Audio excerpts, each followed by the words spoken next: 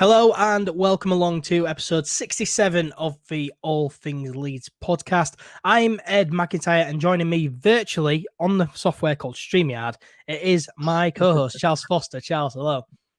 Hi, mate. You all right? Yeah, you? Yeah, I'm sound, yeah. Just had my tea, so... We're a little bit late, so I managed to get the washing up done as well, which I'm pleased about. Nice. What was on the menu for tonight? Chicken stir fry. It was good. Lovely. Getting you all prepared to talk about an abysmal performance from the weekend.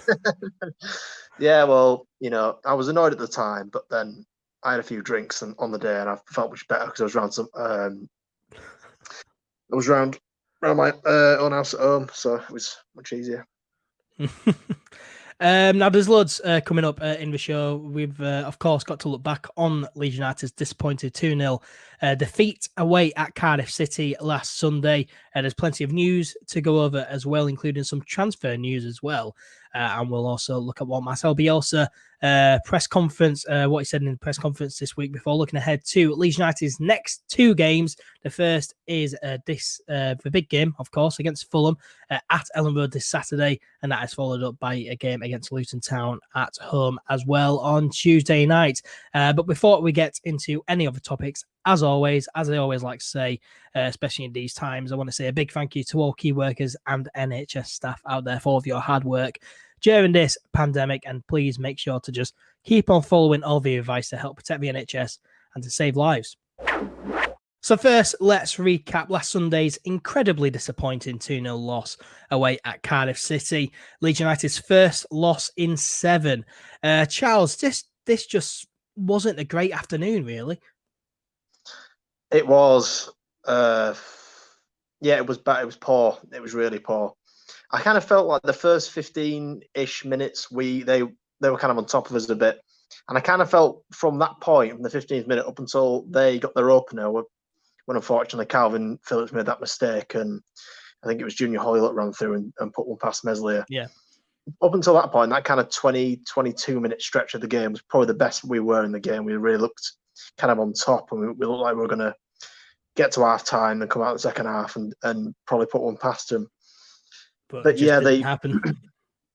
No, it didn't. The first half was a bit. So yeah, they kind of had the first 15 minutes, and then they scored towards the end of the first half, and that made it much harder because we know how Neil Harris and his teams do. Their game plan was fairly obvious from the start. They were going to sit deep, defend robustly, and hit us on the counter, or wait for us to make mistakes. And we made mistakes, and both mistakes, serious mistakes we made, led to goals. So yeah, that was kind of the story of the afternoon. Yeah, I mean, I wanted Leeds United back, but I didn't want this Leeds back. Football and Leeds United really is well and truly back. I mean, that was a typical Leeds United performance, really. We dominated the game, but failed to put away chances and then just conceded silly goals. Yeah, the whole play of the team was just very, very casual. The passing was a little bit sloppier than usual. I think the pass accuracy percentage was a bit lower. Calvin made the mistake. Cooper's obviously was a mistake for the second one. Jack Harrison was kind of not getting much joy, particularly as the game went on. Helder Costa kind of faded fast as the game went on. We didn't really have any joy whatsoever. Yeah, everything was just a bit too slow, a bit too casual, a bit too predictable, and Cardiff just cut it all out. They did. Give them credit. They did defend well. Oh yeah. The ball was just bouncing off Bamford. He couldn't get anywhere near the ball. Even when he did get the odd kind of flicker of a chance, the ball getting knocked through towards him, and it just bounced off him and get collected by their keeper, or get kind of cleared by one of their defenders. I thought we wasted a lot of set piece opportunities as well. The corners and free kicks were. Yeah. We didn't. I don't know whether we need to change Calvin off free kicks, because dead ball is not always brilliant from dead ball. He's a bit hit and miss. Obviously, we didn't have Pablo in the team because of injury, but there was just a lot of things wrong with the performance. And I think the players knew that. And obviously, click on Instagram saying it was just a bad game. And it was Kemar Roof was commenting saying, "I know you'll do it. I know you'll get it sorted." And I think they know it was just kind of a poor game poor game at the office, really, for them. Yeah, I mean, I mean, it was really, really frustrating. But as you say, give Cardiff credit because they are a good team. They were ninth in the table going into this, fighting for playoff place. They're a good team. They settle well and they know how to play their style of football. So you need to give them credit for that, and they defended really well. But it was really frustrating. You mentioned Harrison and Costa. I thought the wingers, Harrison, Costa, and all the forwards really they all had quiet games. It was really frustrating and. We were constantly, getting set pieces and putting crosses into the box against Cardiff, which I just didn't understand. I didn't understand why we were crossing the ball so much against Cardiff, who, are fantastic at set pieces. Particularly in the air, because when we did get it on the floor, obviously the main kind of contentious point of the game was the bit where Roberts whipped it in. And I think it was Stuart Dallas who was hit it towards the goal. And obviously Patrick Bamford essentially blocks it on the line. And I don't like going in on Bamford particularly on this channel because he does put a lot of work in and he is a good player. But even, I don't know why he was in that position. I know he has to be there to kind of, like he did against Huddersfield, to kind of hit the rebounds and stuff. But he was in an offside position. He was at that point. So there was no reason for him to be in that spot. If he'd have just edged off a bit and then waited for if the keeper made a save, then he could have gone in for the rebound. But he got there too early. His timing was off. Kind of story of the afternoon, Bamford's timing was a little bit off and his time was off. And he was just very unfortunate that Dallas' shot, which may have been saved by the keeper anyway, because of the angle, you can't really tell at the time. It may have been saved anyway. But it looked, on first viewing, it looked like it was like an open goal that we just then blocked ourselves, which I got a little bit frustrated at the time, I'll be honest. I don't know if you were the same. Yeah, I think everyone got frustrated. We'll get into that a lot more later on as we go through the game. But, an overall feeling, it really is the hope that kills because I think, there's so much optimism going into Sunday's game after the good results the day before on the Saturday. Fulham, they lost 2-0 at home to Brentford, so it kept that gap between third. West Brom drew 0-0 with Birmingham City, so there was a chance to, go 3 points clear at the top of the table. So, with the good results the day before, do you think that added much more pressure on Leeds United? I wouldn't say that. I thought we looked very rusty, particularly the defenders. I thought we looked a bit too rusty and a bit too casual on the ball. Yeah. I thought off the ball we weren't terrible, but I thought on the ball we just made a lot of silly, unnecessary errors and we did a lot of stuff we didn't need to do. There was several times in the game, and I really do like Jack Harrison. He's honestly been one of my favourite players this season. But he'd get the ball and his cross would either hit the first man, or there was one point I think particularly in the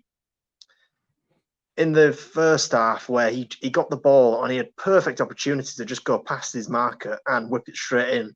And he did that thing that he does where he cuts back once then cuts back again. And by that point, all the entire Cardiff team had got back into their box. The chance was gone, and they cleared the ball. And you just think it's the decision making that was a little bit off. Yeah, it must be a haircut thing. You what? It must be a haircut thing. They've all got incredibly long hair now. Jack Harrison with the with the banding. Yeah, I thought he's looking forward to the barbers reopening. Yeah, because 12 days. 12 days. You can say his Barnett before lockdown was good. He had one of the best haircuts in the team. Yeah, he did. He really did. Yeah, but enough of the glibness about his hair. Yeah, it was just a tad disappointing. It was a bit like you wait so long for football to come back, and then it just hits you like a sledgehammer. Really, that kind of result. Yeah, exactly. I think after. Because it's been 3 months off, I think you remember all the good bits about Leeds United and trick yourself into thinking that Leeds United are the greatest team in the world. But then you crash back down to the harsh reality that, this is the Championship. It's a very hard division to get out of. And Leeds United are capable of putting in average performances like this. Every team in the world is capable of putting in average performances. Look at Liverpool drawing against Everton. That was very average. And they're probably one of the best teams in the world right now. And then they went out the following game and battered Palace 4-0. So I really hope we do the same to Fulham. Just turn up and do what we did against West Brom last season. Just turn up and batter them 4-0. But getting into the game then. So it was I felt it was a fairly even opening, really. First quarter of the game, fairly even. Both teams just finding their feet as you'd expect after 3 months off. But Leeds, they did start creating chances. Ben White headed across just over the bar. Ayling's glancing header from a corner was cleared off the line by Will Vaulks. But then, of course, Cardiff went ahead on 35 minutes. Calvin Phillips giving the ball away stupidly to Junior Hoylett in midfield. He's allowed to carry the ball about 10 or 15 yards forward to the edge of a box. He had a shot and he scores. And, I don't know what Phillips was doing with that pass because there's literally no one on that side that he's trying to, that I can see he's attempting to pass to. I don't know what it was doing. He's trying to get to Ben White, I think, because Ben White's over there. But he completely misjudges the pass. Yeah, it is. And the defence as well, it was poor because Junior Hollett's allowed to run 15 yards forward or so, just carry the ball forward. There's no closing down at all. Everyone just stands off him. And as well, Illan Meslier probably should have done better as well. Yeah, I kind of feel for Meslier a bit because it's a bit, he probably should have been slightly further over to that side. I thought he was a bit unlucky. But yeah, I agree with you. Someone definitely should have got closer to him. And if necessary, someone should have just fouled him. Because you're in on goal. It's 3-on-4. Just foul him. Because chances are, although Cardiff are quite decent from direct free kicks, chances are you could probably clear the danger without too much grief. And yeah, someone will pick up a yellow card. But, it's a game of football. People pick up yellow cards. Calvin Phillips picked up a really kind of soft. It wasn't soft. It was a bit of a stupid yellow card as well. It was one of his stupid challenges. I think that was probably Calvin Phillips' worst performance under Bielsa today. I thought it was really poor, and yeah, towards the end, that stupid challenge, which I feel as though he was quite lucky to not get a red. Really, it was one of them challenges where he goes in late, says a challenge. We've seen it plenty of times. He got sent off against QPR. I thought it was a really stupid challenge, and he was lucky not to get sent off. Yeah, he got sent off against Forest last season for similar things. Obviously, they're kind of more high feet. So he doesn't need to cut that frustration out of his game because it is going to limit him, and people will take advantage of it because getting frustrated easily when you're playing is a weakness. Yeah, it's definitely a mentality thing that he needs to work on. It's a mental weakness. It's like if you look at John Joe Shelby, fantastic player, great midfielder, capable of some great through balls.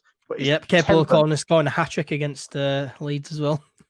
Yeah, but good player, but he's limited by his temper. He's been sent off, I don't know how many times, for stamping on players. I think he got sent off against Forest when the Newcastle were in the Championship. He's been sent off in the Premier League for kicking out at people, and it's just silliness. And then you're gone for 3 games of the season.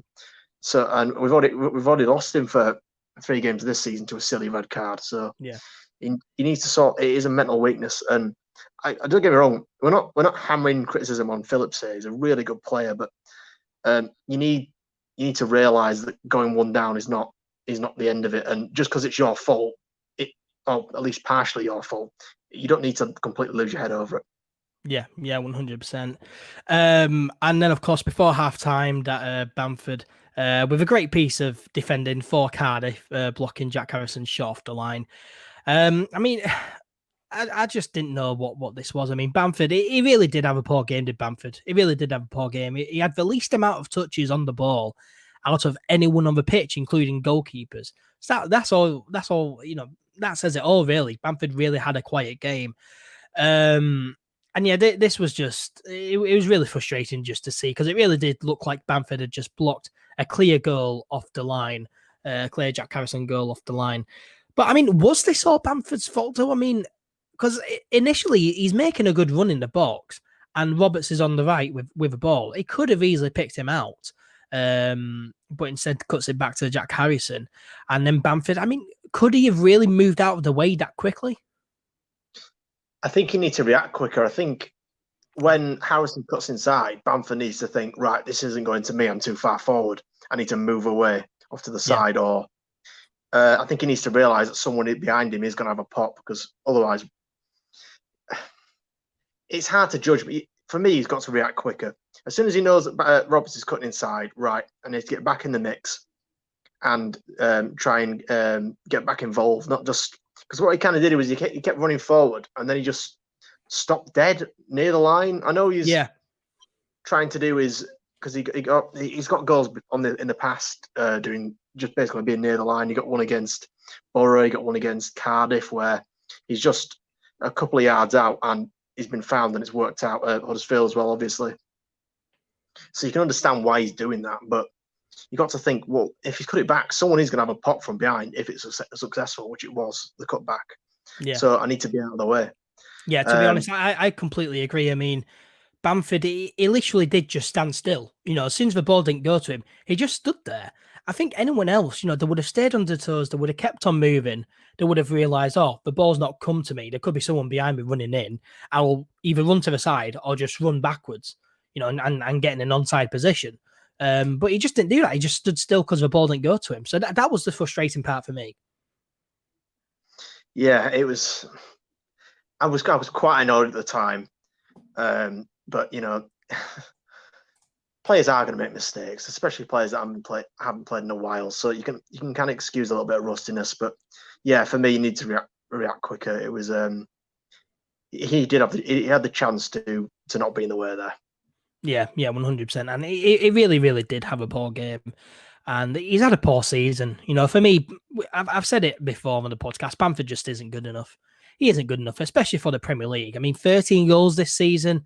It's just, it's not good enough, really, for for a side who wanted to get promoted. I mean, imagine Bamford in the Premier League next season, like against Van Dijk. He won't do a job against Van Dijk.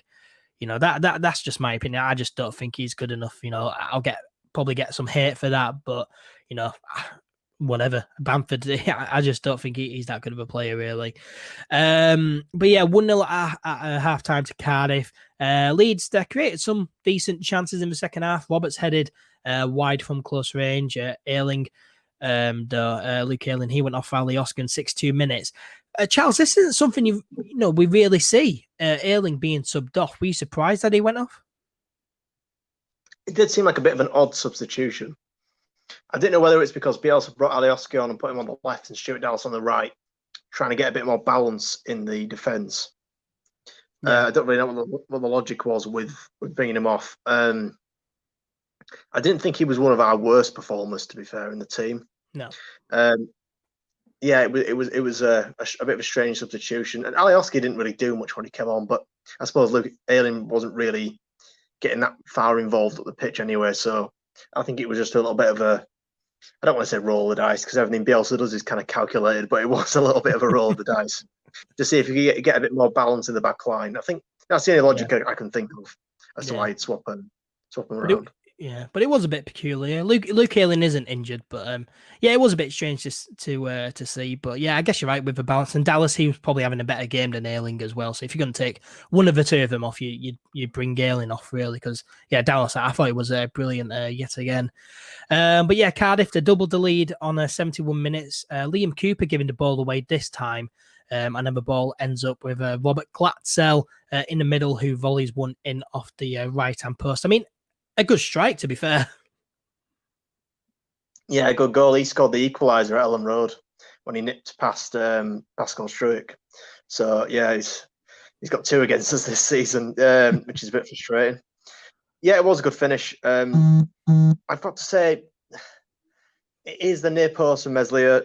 Can he do better? I know it's in off the post, and those are hard to save. So I don't want to be too critical of him.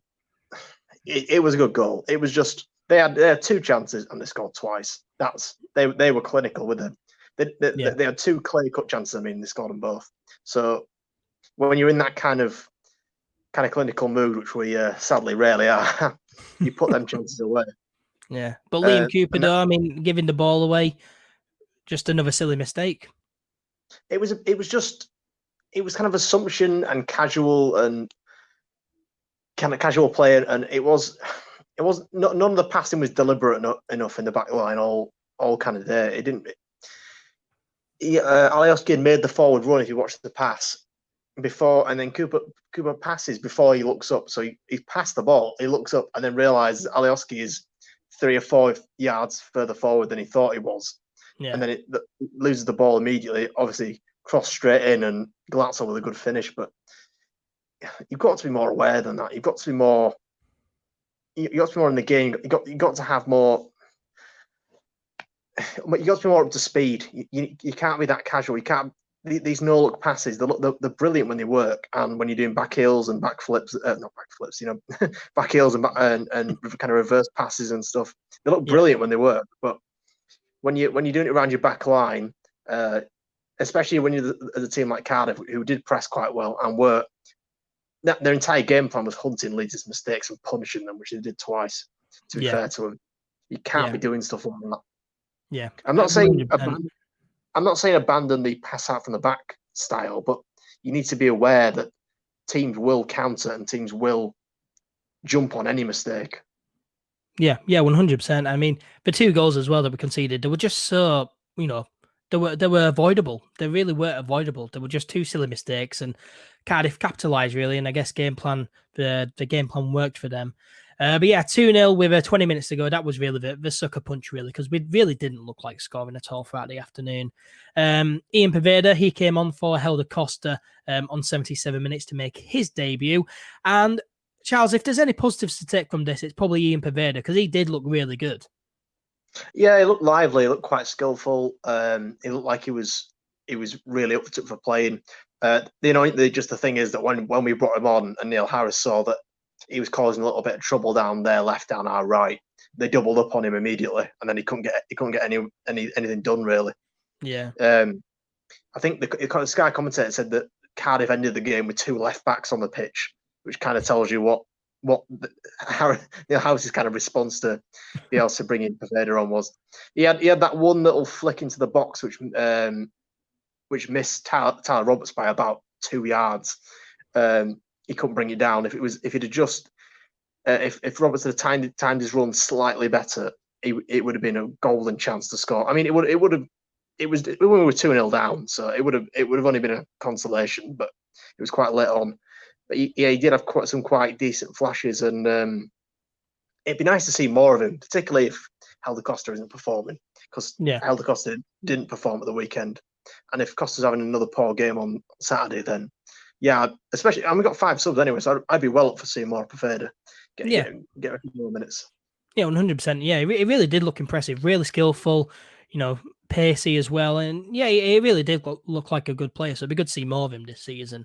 But yeah, Leeds, of course, they couldn't manage to do a late comeback, unfortunately, and ended up losing 2-0 to Cardiff. I mean, Charles, it wasn't disastrous. It wasn't disastrous, but it certainly wasn't a great afternoon. You missed Robbie Gotts's league debut, which it was. Oh yes, it was, wasn't it? Yeah, he got brought. He didn't really do much, but Yeah, after about 90 games on the bench, he's finally come on to make his league debut. Well, yeah, he had 90 minutes in. I don't know if he had 90 minutes. He had a majority of the game against Arsenal, didn't he, in January? And now he's got his league debut. He didn't really look out. I mean, upside is he didn't really look out of place. He didn't make any serious errors. He just kind of slotted in fine. So I mean, he didn't look out of place against Arsenal, did he? And he didn't look out of place here. I'm fine with Gotts, playing. He played well against Arsenal. A Premier League opposition. I think he looks fine, and I think he needs more of a chance. Really, I really do feel for the lad, because he's been on the bench for so long, and he's seen the likes of Stewart and Casey come on and make their league debuts before him. So hopefully he can start playing more, especially when players aren't in it. I mean, Click, he had a quiet game at the weekend, and too many players had quiet games. Too many of the big players who we really need had quiet games, and just a really frustrating afternoon. Bielsa, in his post-match press conference, he said that he wasn't a fan of all the breaks, all the water breaks, and the fact that he can now make 5 subs but still in 3 stoppages. He wasn't a fan of all the breaks, and he says that, we barely played 90 minutes. I mean, Charles, do you understand his frustration? Do you understand how that's annoying? Yes, because our Bielsa balls, our style of play, demands a certain level of fluidity, which other teams don't require. Like it's perfect for teams like Cardiff and Burnley and Stoke, old-fashioned Stoke, I mean, where their entire game, every team Neil Warnock's managed, and now obviously Neil's managing Middlesbrough. Now he's been appointed the other day, replacing Johnny Woodgate. So them type of teams where their whole game plan is basically right. Win as many free kicks as possible, win as many throw-ins, as many corners, have as many stoppages and time wasting as possible. Slow the game down, and we'll get a result in the end. Those kind of teams would love the water breaks because they disrupt the kind of attacking styles that we, and obviously to a more successful extent, Liverpool and Man City have, where they need fluidity, they need momentum. And the breaks do cost momentum, and I don't think they're necessary. To be fair, I really don't. Yeah, because a season ends and a new season restarts. The first few months of the new season is not. Oh yeah, we'll have water breaks in 20 minutes. It'll end up like American football, where I've got like, oh yeah, it's been 5 minutes of football. Let's have an ad break. Let's break off. Start doing timeouts. Timeout. Yeah, it's just a bit commercial and a bit. Yeah. To be honest, repulsive, that kind of thing. I would never want any of that in football. I understand that obviously it's longer. There's been a longer time elapsed than in the COVID break than it usually is between seasons, but I don't think it's necessary. Yeah. I mean, I can see that. I think it's probably going to be necessary for the first few games, but after about 3 or 4 games, and then you can just crack on, really. But yeah, it really does alter the way we play, because we like to break teams down. We like to just continue, pressing and passing around and playing well and tiring out teams. But this allows teams to have a breather, have a regroup, have a rethink, and it probably doesn't help us, but it helps teams certainly like Cardiff. And 5 substitutions. I was thinking as well at the weekend, because I was interested and quite excited to see how 5 subs in 3 stoppages would be used. But it came to my mind that 5 subs is literally half of your team, because you're not going to sub up for goalkeeper unless it's for Hubka and he has a terrible game. Injury or suspension. Yeah. So literally 5 subs is your entire team, entire outfield, and a team could literally just wait until 80 minutes, try hang on, and then just bring on an entire back line of defenders, or just bring on an entire attack if the attack's not doing well. So that could be really frustrating, to be honest. And especially for us, because we can't really capitalize on that, because we don't have strength in depth at all, really. No, the bench was. I was looking at the bench before the game at the weekend, and I remember thinking all but 2 of these players are younger than me on the bench. Because I think the only ones that were older than me were Alioski and Brady. So the bench was young. So we really don't have strength in depth. Obviously, Casillas suspended, unlikely to play for the club again. I don't think. Adam Forshaw was injured. Pablo Hernandez was injured. So we really didn't have much with regards to depth on the bench whatsoever. Kamil Majezek is obviously the goalkeeper on the bench at the moment. But we only brought on 3 subs as well. But there wasn't really much on the bench we could have brought on. Yeah. To kind of alter the game. I mean, Poveda was kind of the exciting spark that we could bring on, and we did bring him on to moderately decent effect. Obviously, he didn't really come to any fruition in the end, but it's a little bit worrying. But there's been some positive noises about Pablo Hernandez, which I'm sure we're going to get into in a bit. Yeah, we will do. Yeah, so we'll get. I won't say anymore. We'll get onto that in a sec. But yeah, Poveda, I mean, he was literally, the only guy you looked at on the bench and thought, he could probably make a difference. And he hasn't played first team football in England. So it just tells you about the strength and depth that we have.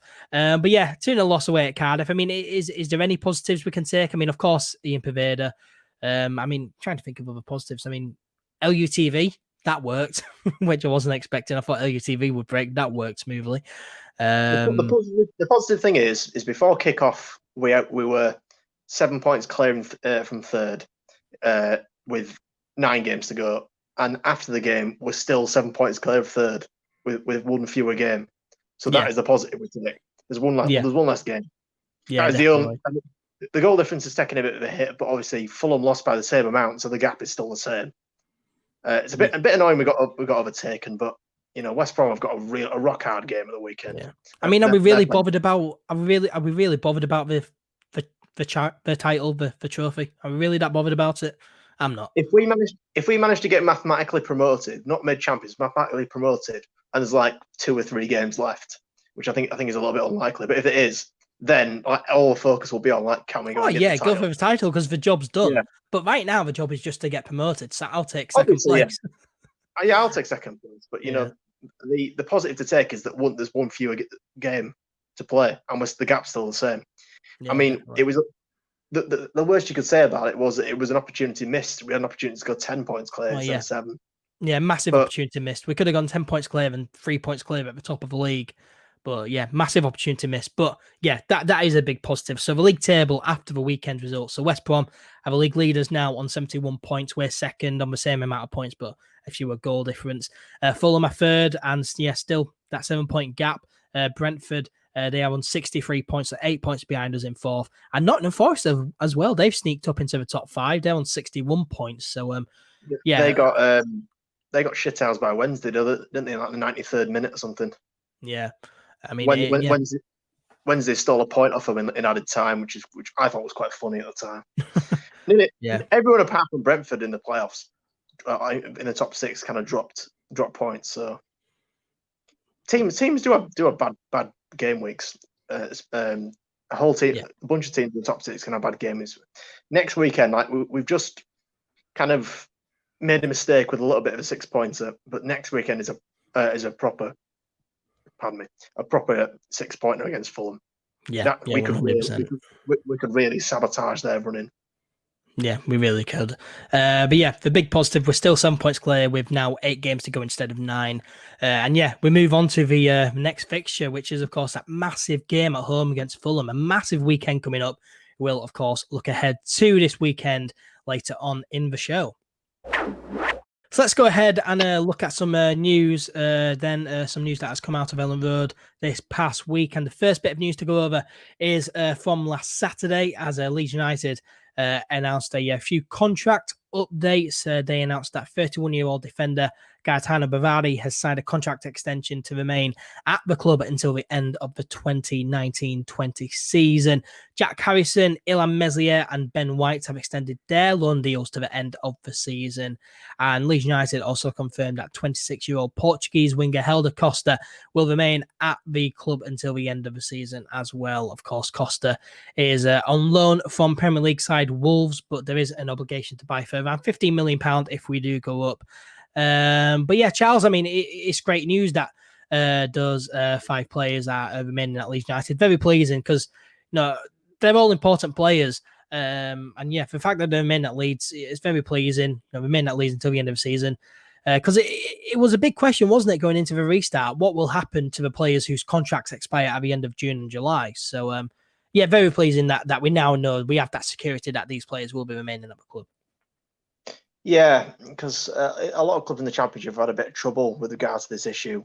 I mean, Hull in particular lost like 4 players to kind of the contracts ending. Obviously, Charlton with that.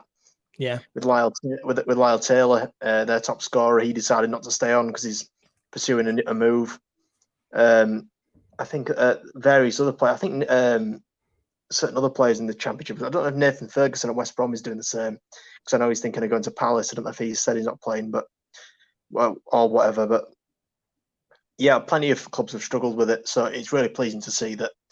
I kind of expected the players to do it though, because I know they can see that there's an opportunity to do something here. It's not like when you're at Charlton when all you're doing is fighting in a relegation battle and you could get injured and then you could miss next season. It's not like you're in mid-table obscurity where there's nothing to really play for.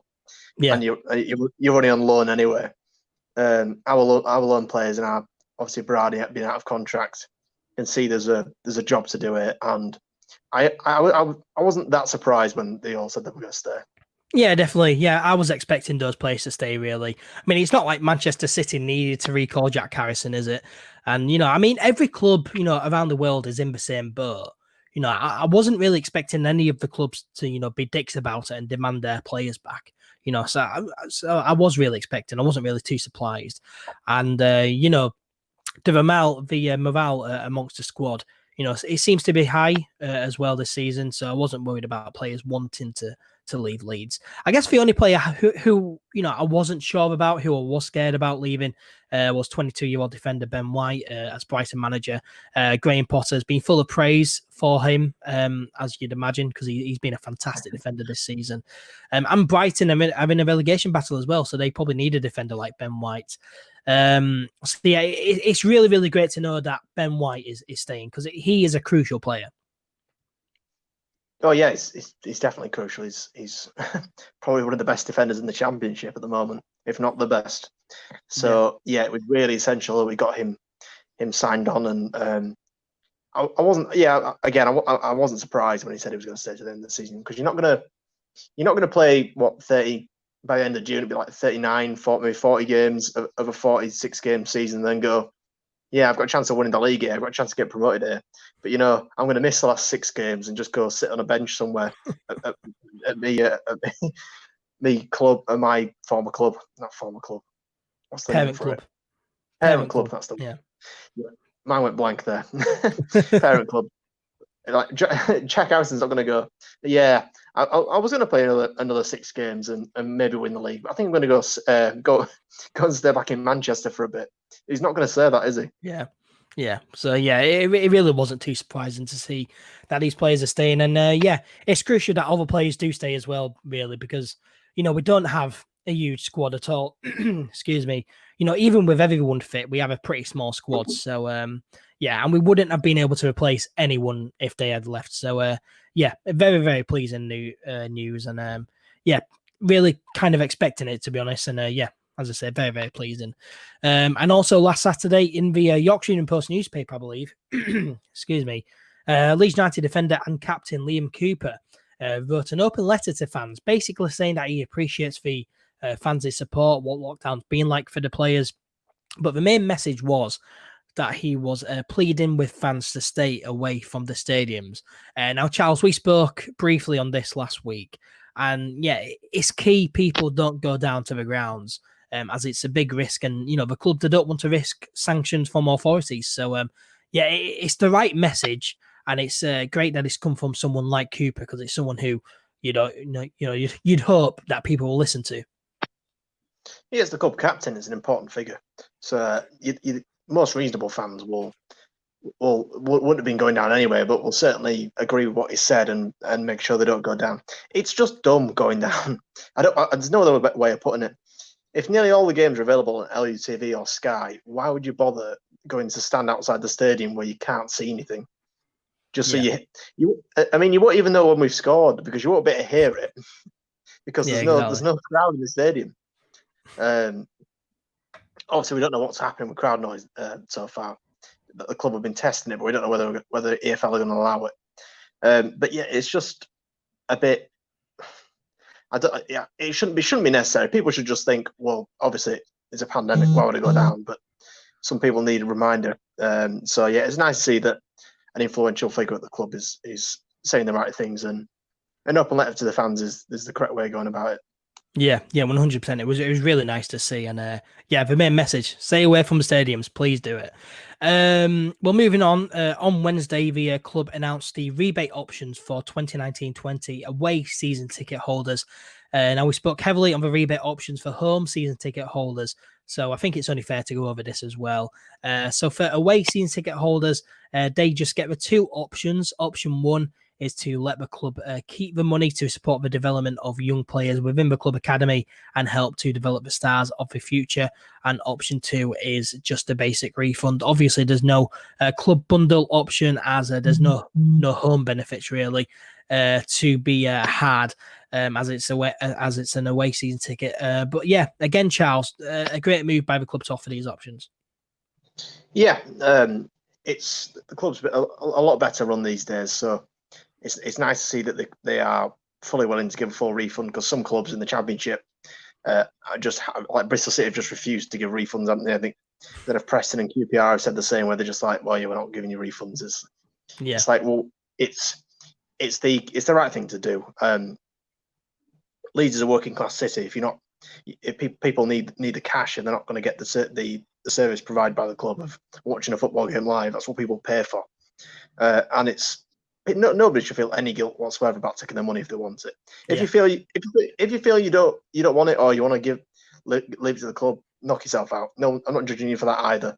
If you want to do that, that's up to you. It's your money. But Yeah. people should have a right to choose what they want to do with their money with regards to the club. Yeah, 100%. So yeah, away season ticket holders, don't feel guilty about taking your money back. Yes, if you want to let the club keep it, then fantastic. But yeah, if you need the money, then yeah, don't feel guilty about doing that. But yeah, fantastic move by the club to offer the option of a refund, like some clubs who haven't. We also saw on Wednesday on Twitter that Osama bin Laden was trending in the UK as a picture of some of the Crowdies at Elland Road had surfaced online, and a slap bang in the middle on the front row of the picture was a Crowdie with a picture of Osama bin Laden on it. Charles, this wasn't the best publicity ever, was it? I mean, the club became a bit of a laughing stock again on Wednesday. I hate to laugh because it's not an appropriate thing to laugh at whatsoever. It's I don't know what I find the most amusing is the kind of logic behind it, because someone at the club clearly has the job of going through the Crowdies and selecting them and approving them. Yeah. So how does someone in the club not see that and think that's like one of the most famous terrorist figures of the last 25 years? Yeah. I mean, you don't laugh because you think it's hilarious. You laugh because you think it's just so stupid how it even got there in the first place. I mean, first of all, I can't believe someone paid £25 for a Bin Laden Crowdie. But then, I can't believe, they submitted it for printing. They printed it off. It went past printing and to the ground. Someone actually placed it in a seat and then took a photo of it, of it in the middle of the front row. And no one batted an eyelid. I mean, how did it get this far? It's shocking, really.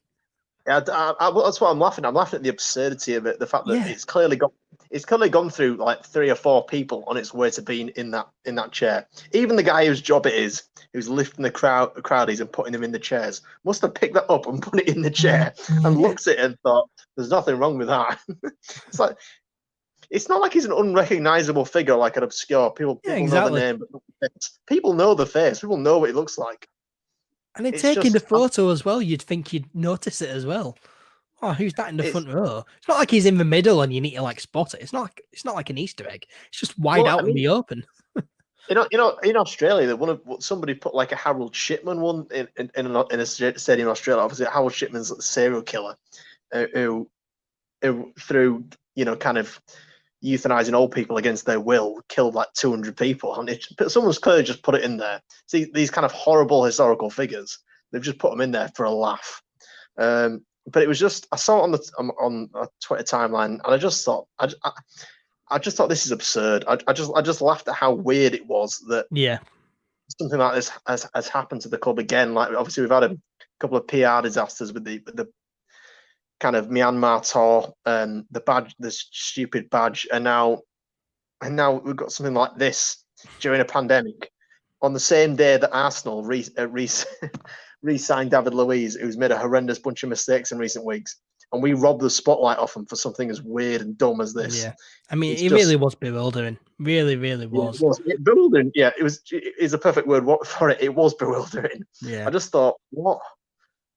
I mean, there was a scare that something like this could happen, because when you're submitting your Crowdie, you can literally submit any picture you wanted.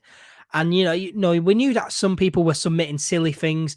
And, we knew that something stupid like this was going to happen, but we just didn't think that, no one expected that it would go this far. We just thought, if you submit a silly photo, the club will see it and they'll not put, the stupid ones in. We never expected it to go this far. It was just, as I say, bewildering. The fact that it went through so many people, got to that position where it's in the front row of a picture and it's online. It was really, really shocking, really, just shocking. And the club, they have now dealt with it, and they said that the checks will now be in place to prevent offensive images being put into the crowd. But it's a little bit too late for that. A little bit too late. The checks should have already been there. There already should have been someone's job to go through them and think, can I spot anyone famous here? Can I spot any any silly ones. I mean, obviously, some famous ones are going to get through the net because if the person they're depicting is kind of like as a historical figure or a famous person who's not not done horrendous things, then the club might turn a blind eye to that kind of thing. But like putting terrorist leaders and serial killers in a Crowdie thing next to people's like relatives or dead relatives or people themselves who put their own face up, it's just a bit strange. It's just a bit odd. Yeah, it was just shocking. But yeah, probably a little bit too late for these checks. Yeah, of course, keep on doing them. But yeah, this was just not good at all, really. So yeah, moving on. And finally, we've got some transfer news and rumours to look at. As the summer transfer window is here, I guess. I guess the summer transfer window is here. There's been a few reports linking Norwich City's Emi Buendia to Leeds. Apparently, Leeds have made an inquiry about him. Charles, yes, and yes. Please bring Emi Buendia to Leeds. What a fantastic move that would be. Yeah, I mean, this is the thing about Buendia is we could have signed him in the first season, Bielsa's first season, because he was at Cultural Leonese, who we had that kind of strange partnership with. So we could have signed him for like not that much money.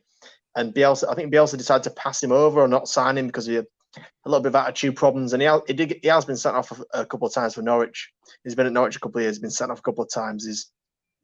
He has a tendency to be get a bit of a temper, but he is a really skillful, really highly able player, and you would take him to the club. But Norwich are going to rinse us for him because obviously they're going down.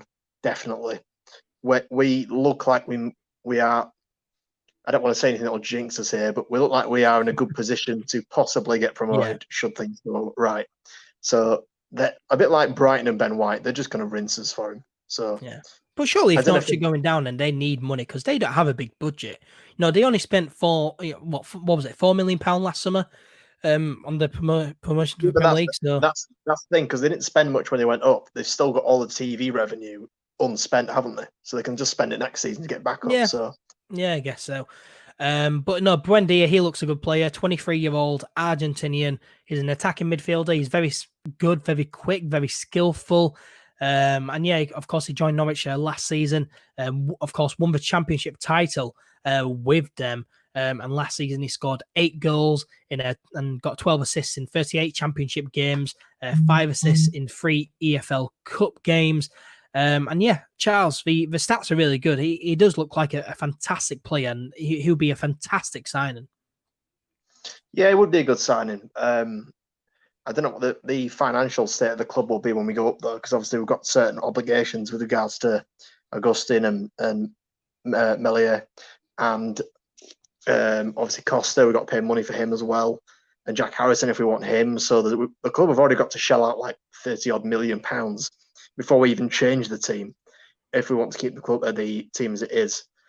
So I don't know how the finances of possibly signing Buendia would work, because Norwich will want probably somewhere in the region of 10 million plus for him, you'd imagine, especially in the current market. So I don't know how we could do that. We might. He's a very good player. We might be better off looking for someone slightly cheaper abroad, though. Yeah, I mean, it could be a risk as well because, of course, Norwich City, they are bottom of the Premier League. It does look like they are going down. I mean, is Emi Buendia Premier League quality? 0 goals and 7 assists in 30 Premier League games this season. If it was really good, then surely Norwich would be staying up, right? Well, you say that, but Gini Wijnaldum was with Newcastle when they went down, and now he's in Liverpool's midfield. So you do get certain players that go down and end up re-signing for a different club and doing really well. Harry Maguire got relegated with Hull, got signed by Leicester and then Manchester United. So you do get certain players that are relegated with clubs and do go on to achieve anyway. Yeah. I mean, it definitely does look like a good player, and certainly be interesting to see if we can get him, for a decent price as well, because Norwich are going down, so you'd hope that we'll be able to get him for a reasonable price. But yeah, Emi Buendia, I'm really on board with this. I think he will be a fantastic signing. So yeah, a very interesting report that is one to keep an eye on.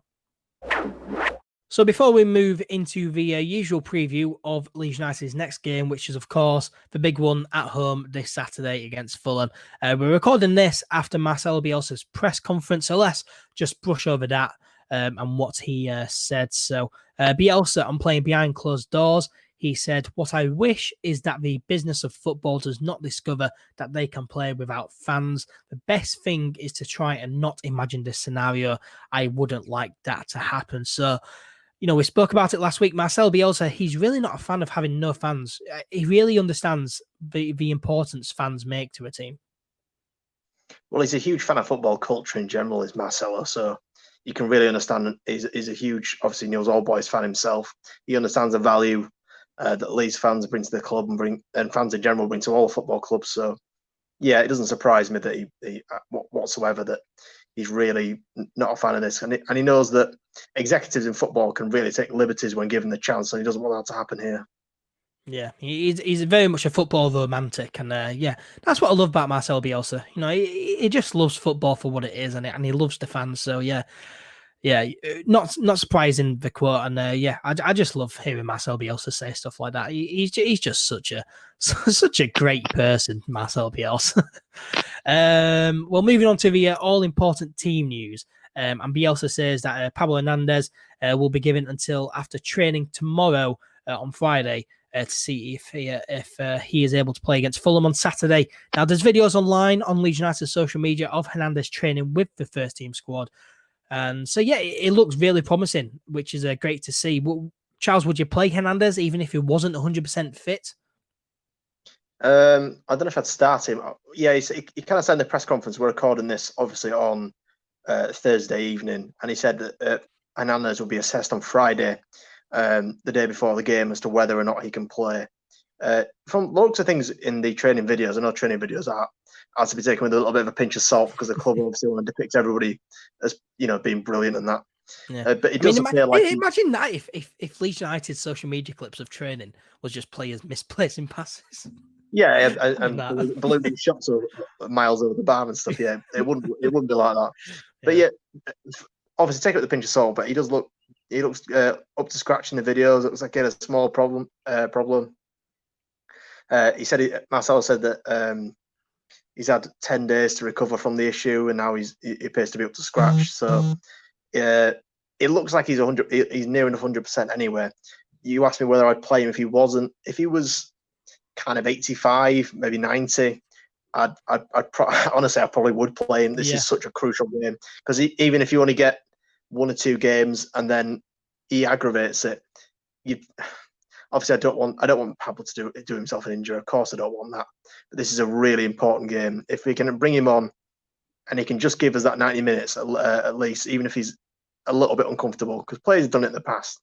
Jermaine Beckford has said that he frequently played games for every club he was at around 90% fitness, because they needed him in the team. He needed to play. So if he was at 85, 90, I would play him, and hopefully, and I would hope daily that he didn't get injured or re-aggravate it. Yeah, 100%. I definitely would play him if he was around 80. Just 80%. If he was almost at full fitness, yeah, I'd definitely play him. Definitely start him. He really is a fantastic player. Even at 35 years old, he is such a crucial player. And we missed him against Cardiff. You can always take him off. Yeah, exactly. We've got 5 substitutions, so yeah, you can always bring him off for somebody else if he's looking a bit jaded or looking a bit weak. So there's plenty of things you can do. Yeah, I mean, we really did miss Pablo Hernandez against Cardiff, didn't we? Against Cardiff, we were missing that spark, that creativity going forward. We just struggled to break Cardiff down, and we really did miss him. So, yeah, Pablo Hernandez, it'd be great to have him back in the squad for what is such a big game against Fulham. Even at 35 years old, he's such a crucial player. So, yeah, it looks promising, Pablo Hernandez. It looks promising that he'll be back. And yeah, hopefully, if not Saturday, then hopefully he's definitely back on Tuesday. But yeah, it does look good, and hopefully he is back for that big game on Saturday. Bielsa, he also confirmed that forward Tyler Roberts is fit and available. The 21-year-old, of course, was struggling against Cardiff. There was questions about whether he was injured or not, but he did play the full game, though. Saw the game out. It looked like a minor hamstring injury. Yeah, Tyler Roberts, he's fully fit, so that's good news. Going into the Fulham game, then, if Pablo Hernandez, if you're going to start him, you'd start him in midfield. Would you start Tyler Roberts at striker and drop Bamford? It's a very different thing as to what I would do, whereas what Bielsa would do. Personally, I think Roberts is better up front than he is on the wing or in the cam position, and I would like to see him there. Definitely. I don't think he'll drop Bamford. So it's kind of a bit of an irrelevant discussion, really, because Bielsa isn't going to drop Bamford. Yeah, he's not going to drop Bamford, is he? Unless he's suspended or injured, which he very rarely is, then no, he won't drop him. So I personally would probably rest Bamford and then bring him on later on, but I just really hope he has a slightly better game the weekend. Yeah. But yeah, fantastic news that Tyler Roberts is still fit and available, and Pablo Hernandez looks to be close to a return. Bielsa, he also says that Jean-Kevin Augustin's progress, excuse me. Bielsa also says that Jean-Kevin Augustin's progress continues to be monitored. They will take a decision on whether he will feature this season once he has been evaluated. I mean, we don't want to go over all this again, but it doesn't look like we'll see much of him this season. I mean, when Bielsa's even questioning whether we'll see him again this season because he needs to be evaluated again, it's not good signs. And yeah, it doesn't look like, likely, but we'll see much of Augustin this season, if at all. I'd be surprised if he featured for any of the remaining games of the season, especially given how long he was out with his previous hamstring injury. If it's a reoccurrence, then he's probably done for the season. Yeah, it'll be interesting to see how that plays out, because obviously he's not confirmed that he's extending his stay to the end of the season yet, as it is loan. In the other ones, so it'd be interesting to see whether he's decided he'd rather be back at Leipzig. Obviously, Leipzig think that he's joined Leeds now, but obviously in the contract it's still stated that if Augustin refuses to join Leeds, then there's no obligation. So it's what the club wants as well. It's whether the club still wants him after, given how injured he's been, how little he's managed to make appearances for the club. Whether the club still want him, which obviously we'll never know, because they'll never tell the support or something like that. So we can only speculate. Yeah. I mean, it's an interesting scenario, isn't it? And I forgot to bring it up earlier when we were talking about the player contract updates. But yeah, it's an interesting scenario with Jean-Kevin Augustin, because when Leeds United announced in bulk 5 players who, one of them's out of contract and 4 of them who are on loan, to announce those 5 players all together saying that they're going to remain, yeah, it was great. But you'd expect that if Augustin was to confirm that he was going to stay for the remainder of the season, you imagine that he would have been announced along with them, but he wasn't. And so there is that big question. There is the scenario, because Jean-Kevin Augustin, he's injured at the moment. We haven't seen much of him this season, and we probably won't see much of him this season, if at all.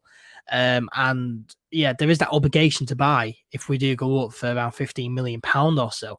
And that's a lot of money. So, the club could probably be hesitant on that. They're probably wanting to pull out of the deal. Augustin's loan deal expires on the 30th of June. So, yeah, it's an interesting scenario, isn't it, Charles? It is, yeah. I can see it resolving itself in a very Leeds way as well. Like it's just chaos and no one knows really what's going on. Yeah. I don't know. I really don't know what's going to happen. That's the interesting thing. It's I could see it just taking a bit longer with Augustin and him getting sorted and him staying at the club, but equally it seems to me just as likely that this could be the end of his time at Leeds. We don't really have enough information to make a call on that right now. Yeah. A very interesting situation, and really is one to watch out for there.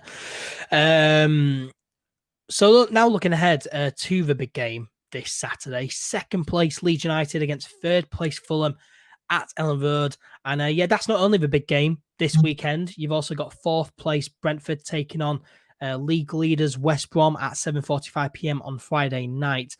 I mean, Charles, this is a big weekend coming up. Would you say it's season defining? Yes, I would. You very rarely get a weekend where the top 4 are all playing each other in a league. That does not happen very often. So every single team in the top four will be hoping the other three teams, one of the other three teams will do them a favour. So West Brom will be hoping that we beat Fulham. We'll be hoping that they either get a draw or preferably beat Brentford to keep the gap as it is. Obviously, Brentford will be hoping that they can beat West Brom and that Fulham beat us, so they can really scrunch the top four together and make it an interesting run-in. And obviously, Fulham will be wanting to get another one over on us. Yeah, it is a really important weekend, because if it all goes correctly, then we are in a very good position. And if it all goes very horribly badly, Leeds way wrong, then we are suddenly a potential 10-point gap has shrunk down to 4, and then we are back like we were at the end of February, where we look in deep trouble. Yeah, I mean, it really is a big weekend, probably the biggest weekend of the season so far. Certainly the biggest game for Leeds this season so far. Yeah, I agree with you. Season defining. How are you feeling going into this weekend? Are you nervous? You know, 'cause, I mean, it is really, really huge. So are you nervous? Because I am. I'm definitely nervous. I'm slightly apprehensive about it. Yeah, I really don't know how it's going to go, because obviously both teams performed. I think Fulham were okay in their game, but they got done by 2 late goals. We played pretty poorly in our game, so we really don't know. But we could easily just turn up and blitz them, because I actually think we kind of did a bit of a job on them down at their place, but they obviously got gifted that penalty by a referee down in London. Like every time we're in London, a referee gifts the team we're playing a penalty, and then they scored. Yeah. So that could have easily been a 1-1 draw if the game was fair. So yeah, obviously Brentford, we played very well down there. I could really see us blitzing them away and really doing a job on them, but I could equally see it going badly as well. So I'm apprehensive, but I'm fairly confident. I think we will turn up at this one. Nice. I admire your optimism. We have, of course, playing the day. Yeah, it is rare. We have, of course, playing the day after West Brom play against Brentford. So could that add some more pressure on us, do you think? And Fulham, do you think it'll add a lot more pressure on the game? I think if they play first and West Brom just batter Brentford, or even just beat them, and then I think Fulham will think, right, I'm not going to be overtaken here. We may as well have a pop at the top 2. That could happen. Yeah. But equally, the other way around, if Brentford beat West Brom and leapfrog Fulham, then Fulham will be desperate to get a result as well, to get back into 3rd and to keep the pace with Leeds. So either scenario is really good for Fulham's motivation. I think Leeds will definitely take a positive out of if Brentford were to lose. Leeds would be would probably feel much happier about that, because Brentford seem to be the team that started off the restart really quite well. So if they got a defeat, that'd be good, and it would remove another kind of chasing team. But you shouldn't need any motivation. This is second v third with 8 games to go. You need to win this. Yeah, or at least you need to not lose. Like if we drew at the weekend, that'd be okay. I wouldn't really care. Yeah, certainly it must not lose. What score are we wanting in the Friday night game then between Brentford and West Brom? What score are we wanting? Anything but a Brentford win? A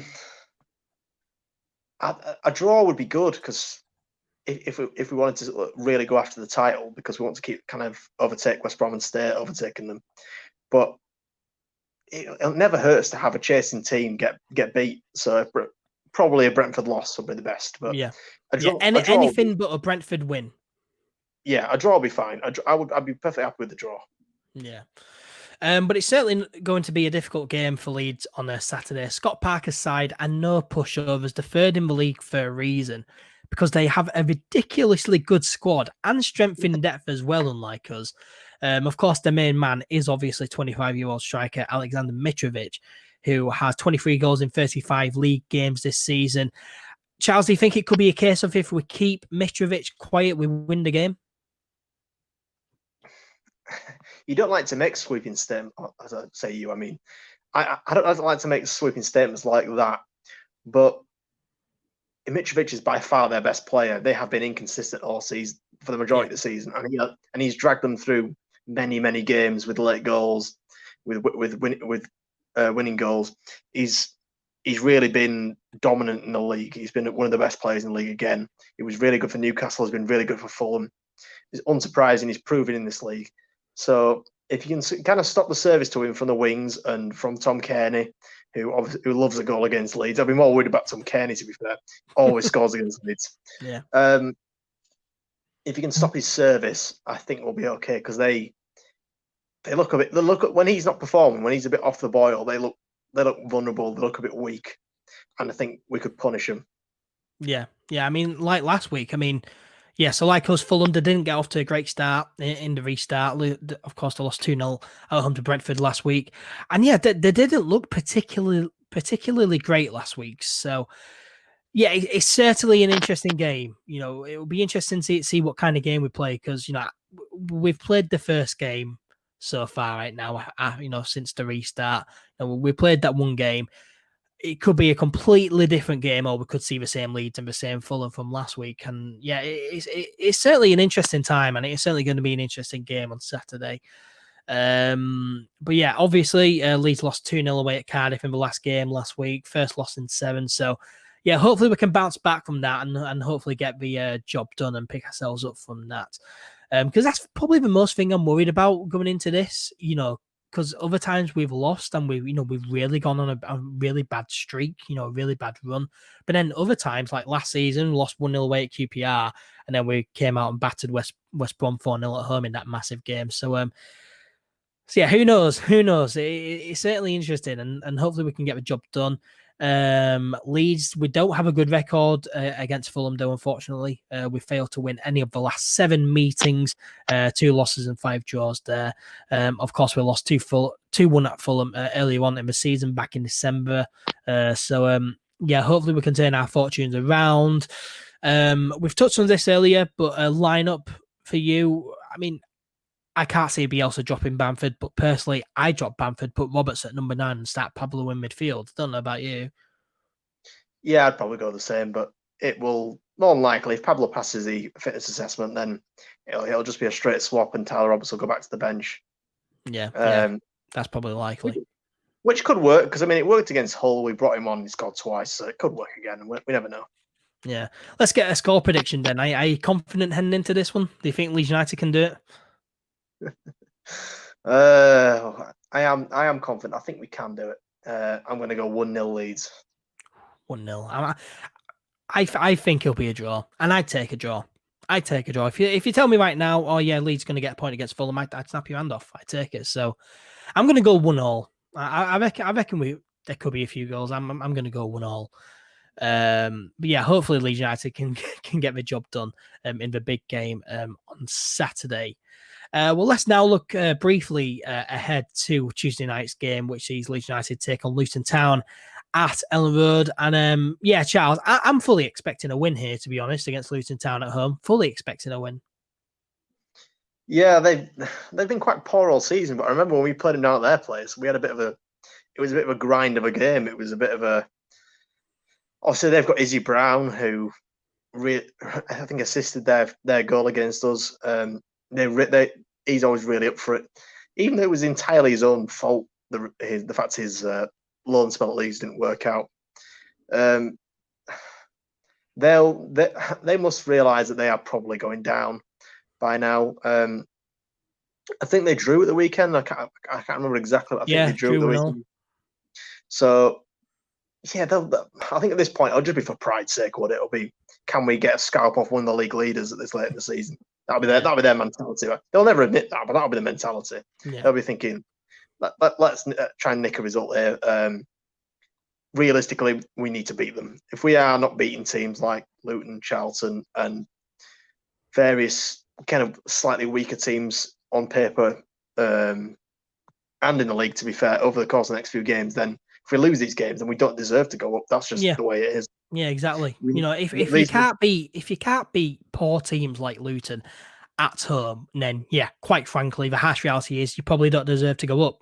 Yeah, simple as that. I mean, Luton Town, they really are a poor side. Graham Jones's side does sit bottom of the league on 36 points, 5 points from safety.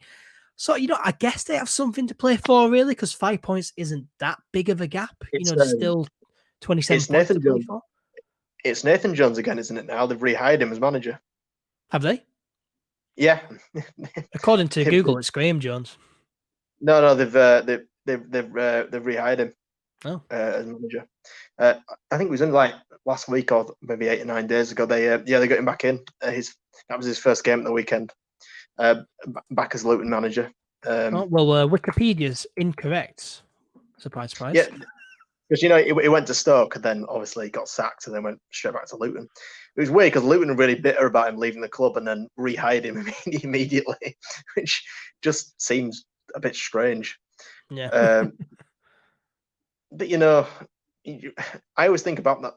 When Stoke beat us in January of last season, and they pardon me, they framed the photo of Nathan Jones on the pitch celebrating the win, and then they posted it on social media. That was so important and weird. Yeah, that I would love to get a result over him.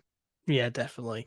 But I guess they have something to play for. 5 points isn't really that big of a gap, when there's still 8 games to go, I guess. But in reality, that they probably are going down. Let's face it.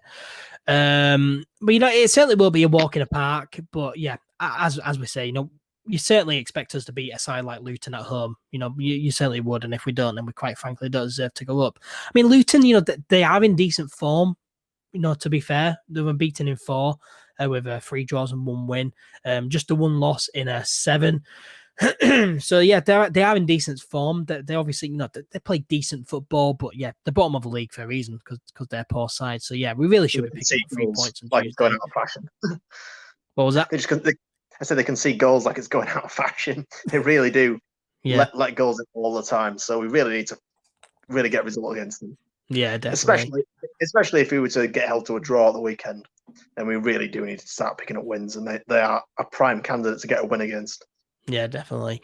We're looking at whoscored.com and Luton's characteristics. So their strengths are they are strong at finishing scoring chances, strong at coming back from losing positions, strong at defending set pieces, and strong at protecting the lead.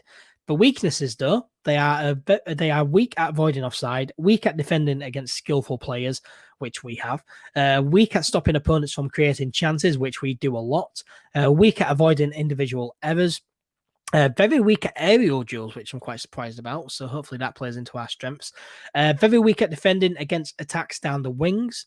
And we attack down the wings quite a lot. And they are very weak at defending against long shots. I mean, they probably don't have to worry about long shots because we never take a shot. But yeah, they have a lot of weaknesses there compared to 4 strengths. Weak at playing football. Yeah. Luton's style of play, they attack down the left, play with width, they are non-aggressive, and they like playing it in their own half. I mean, I don't think playing in their own half is a style of play. I think that's just because the teams that they're up against just dominate the game in their own half. But yeah, so that's what whoscored.com say. Take of that what you will. But yeah, Leeds, we do have a great record against Luton. The Leeds, 8 wins and 2 draws, and just a 1 loss in the last 11 meetings. Of course, we beat them 2-1 away earlier in the season. Charles, do you think we can secure a double over them here? What's your score prediction for Tuesday? 2-0. 2-0. Nice. I'm going to go 3-0. I'm confident. I reckon we'll smash them. We don't score 3 very often, mate. I'm going to go 2-0. No, but we beat Middlesbrough 4-0 at home. So, we are capable of scoring goals against dreadful teams. And Luton, they have a dreadful team. So, yeah. Yeah. So, yeah, fully expecting 3 points on their Tuesday. Hopefully, Leeds United can get the job done, first of all, in that big game on Saturday and then on Tuesday. Well, that brings us to the end of episode 67 of the All Things Leeds podcast. Thank you, as always, to Charles for joining me. Cheers for having me on, mate. Yep, no worries. Really, really do appreciate you joining me. And thanks to everyone who has watched or listened. We really do appreciate it. If you enjoyed them, why not subscribe or follow the podcast? Give us a 5-star rating if you are listening on Apple Podcasts. Share the podcast around as well. Help us out. It really does. help us out a lot. We really do appreciate it. Make sure to follow All Things Leeds on social media. If you're watching on YouTube and Facebook, it's scrolling at the bottom of the screen right now. Or if you're listening on podcasts, All Things Leeds on social media, we are on Facebook, Twitter, and Instagram. Search All Things Leeds 1 on Twitter, and Instagram search All Things Leeds on Facebook. Keep up to date with everything that is going on. Subscribe to the YouTube channel as well if you haven't already. Search All Things Leeds on there. Charles and I, we will be back next week. So until then, take care, stay healthy, stay safe, and we'll speak to you soon.